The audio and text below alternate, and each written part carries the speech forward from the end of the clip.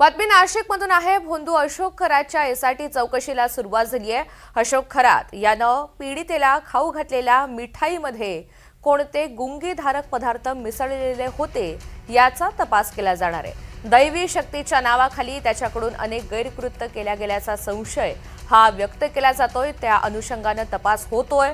आजच्या तपासामध्ये काय काय समोर येतं हे पाहणं महत्त्वाचं असेल।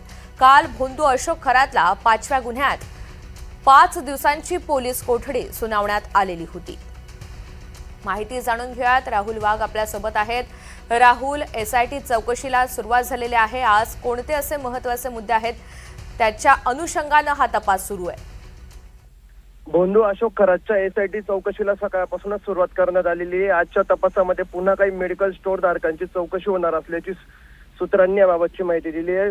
अशोक खरातला काल पुन्हा 5व्या गुन्ह्यात 5 दिवसांची पोलीस कोठडी नाशिक सत्र न्यायालयाने सुनावली होती आणि त्यानंतर आज अशोक खरातने पीडितेला खाऊ घातलेल्या मिठाईत कोणते गुंगीकारक पदार्थ मिसळले होते याचा सखोल तपास केला जाणार आहे। तसेच दैवी शक्तीच्या नावाखाली अशोक खरातकडून अनेक गैरकृत्य केल्याचा संशय असल्याने आज त्या अनुषंगाने देखील तपास होण्याची शक्यताही वर्तवण्यात येते।